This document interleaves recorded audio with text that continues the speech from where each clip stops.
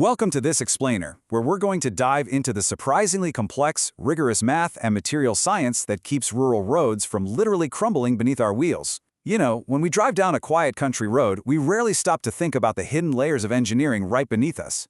But today, we are unlocking the secrets of the Indian Roads Congress guidelines to see exactly how these vital lifelines are built to survive everything from torrential monsoons to massive, heavily loaded tractor trolleys. We've actually got a lot of ground to cover today. We'll start with the Rural Road Challenge, then get into the math behind pavements and building from the ground up. After that, we'll look at the flexible pavement standard, shift gears into rigid and semi-rigid roads, and finally wrap up with special pavements and drainage. All right, let's jump right into Section 1, the Rural Road Challenge, and specifically, why these roads can fail prematurely. Okay, to really grasp this, we first need to understand what engineers are actually up against out there. It's a completely unique environment. And, I was actually shocked to learn that a rural road doesn't necessarily have it easy compared to a major interstate highway. The fascinating part is that a massive, multi-ton modern truck isn't even the only major threat. Believe it or not, a traditional bullock cart carrying just 1 to 1.5 tons can be just as destructive. Why? Because those carts use rigid iron rims. That intense stress concentration acting on such a tiny surface area can just utterly destroy a road's top layer by crushing the aggregates. The pavement below might be structurally fine, but that localized, piercing pressure, it's a total nightmare for the surface. So, this creates a constant, massive tension for rural development planners. They have to constantly balance the economic reality of super tight initial construction budgets against the devastating long-term costs of premature rehabilitation. Think about it. If you cut corners to save a few bucks today, that iron-tired cart or heavy tractor is just going to force you into a massive reconstruction build tomorrow. Finding economy in the entire lifecycle cost is absolutely just as crucial as the initial build. Moving on to Section 2, the math behind pavements, where we talk about predicting the future of traffic. To solve this physical and economic puzzle, engineers rely on an invisible framework of mathematics long before a single shovel ever hits the dirt. You can't just pour some gravel and hope for the best, right? You literally have to predict the future. Every road is basically a countdown clock. And for these rural lifelines, engineers are trying to accurately predict exactly 10 years into the future. That's the standard design life here. Now, the thin asphalt surfacing on top might only last about 5 years, but that core structural pavement underneath, that needs to endure a full decade before any major reconstruction is needed. And here is the really crucial point. A pavement is considered to have completely failed, meaning it requires major rehabilitation, when the vertical compressive strain on the earth below causes rutting to reach a maximum of just 50 millimeters. Let that sink in. Just about 2 inches of permanent deformation on the surface, and the road has structurally maxed out its lifespan. The entire goal of engineering the pavement thickness is just to keep that vertical strain below that 2-inch failure threshold. So to make sure rutting stays under that strict limit, engineers use a specific formula to predict the accumulated burden of all those trucks, buses, and heavy tractor trolleys. They take the initial commercial vehicles per day and, assuming an average traffic growth rate of 6% every single year, they project the exact load that road is going to bear by the end of its 10-year design life. This foundational math dictates absolutely everything that comes next. Which brings us to Section 3, building from the ground up, looking at the actual layers of a road. Now that we have our design parameters and our traffic predictions locked in, how do we physically construct a road to survive them? Well, it's a multi-layered defense system. Think of these 4 layers as the road's armor, starting with the natural earth at the bottom and ending with that smooth asphalt right under your tires. Every single layer has a very specific job in taking the intense, concentrated stress from the wheels and spreading it out into the wider, softer earth below. Let's start at the bottom. The subgrade is literally the immune system of the road.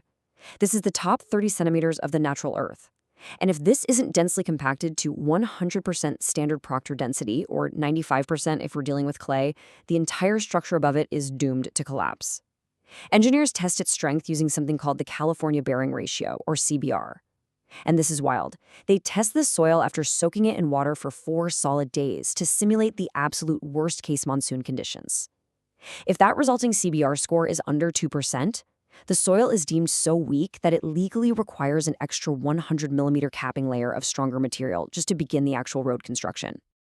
Moving up, the subbase and the base act as heavy-duty shock absorbers. The subbase uses fairly inexpensive local materials with a minimum soaked CBR of 15%, just to spread the load out. But the base course? That sits right under the surface, so it really takes a beating. It requires incredibly high-quality materials, like water-bound macadam, achieving an equivalent CBR of 100%, which is absolutely necessary to prevent the whole thing from shearing apart under heavy traffic. Let's look at Section 4, the Flexible Pavement Standard, Finding the Right Recipe. So, how do engineers in the field actually know how much of each layer to use without doing months of complex math? Well, they use specialized thickness catalogs. A planner simply takes their projected traffic volume, cross-references it with their soils CBR test results, and bam, they can pinpoint the exact millimeter thickness required for the road's granular crust. It's brilliant, really. It completely standardizes a highly complex set of variables into a super practical, usable tool for grassroots agencies. Applying that math in the real world gives us a highly specific blueprint. For instance, a pavement engineered for a pretty weak subgrade with just a 4% CBR, designed to handle 54 commercial vehicles per day over a decade, maps out perfectly. You end up with a 260mm subbase, a 150mm base on top of that, and it's all capped off with a thin, two-coat surface dressing to seal the water out. Everything has its exact place. Next up, Section 5, Rigid and Semi-Rigid Roads, for when flexible just isn't enough. Now, what happens when your local rock is garbage, or you live in an area with continuous, heavy rainfall that makes traditional flexible pavement impossible? That's when we completely change the materials.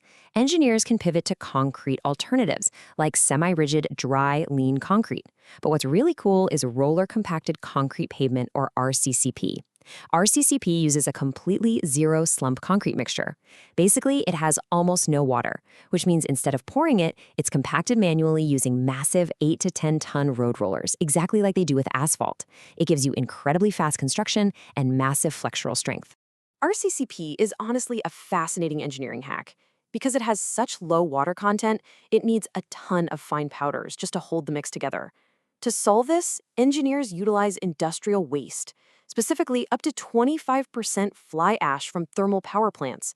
And this fly ash doesn't just act as filler, it has pozzolanic properties, meaning it chemically reacts and actually contributes to the pavement's strength as it ages, all while giving you a virtually indestructible solution for areas plagued by endless drainage issues. And that perfectly tees up Section 6, Special Pavements and Drainage, Adapting to the Environment. Speaking of the environment, this explainer wouldn't be complete without looking at how water fundamentally rules road design. You can have the strongest concrete in the world, but water will always find a way. For areas with extremely poor drainage, or maybe pathways seeing a ton of pedestrian use, engineers pivot yet again. They switch to interlocking concrete block pavements. And just like with the flexible roads, they rely on highly specific charts to design thick, supportive granular bases tailored specifically to keep those concrete blocks stable under commercial traffic. But here is where it gets really critical. If you're building in an environment that gets over 1,000 millimeters of rain a year, and you are stuck building on impermeable clay soil, a 100 to 150 millimeter internal drainage layer made of coarse sand becomes an absolute necessity. You have to give the water a physical path to escape. Otherwise, that moisture will literally rot the road from the inside out. Ultimately, you can do all the perfect mathematical modeling for 10 years of traffic. You can compact your subgrade flawlessly and lay down the most pristine macadam.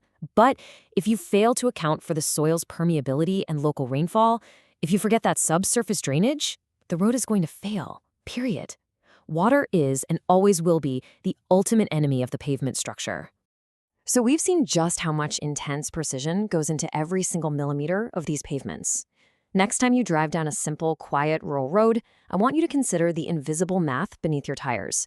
Think about those massive calculations of commercial vehicle growth and the ingenious use of industrial waste that's literally keeping you afloat. And it really makes you wonder, as climate change brings unprecedented heavy rainfall and modern agriculture shifts to increasingly massive machinery, how drastically are these vital engineering manuals going to need to be rewritten tomorrow? Thanks for joining me on this explainer, and keep questioning the world around you.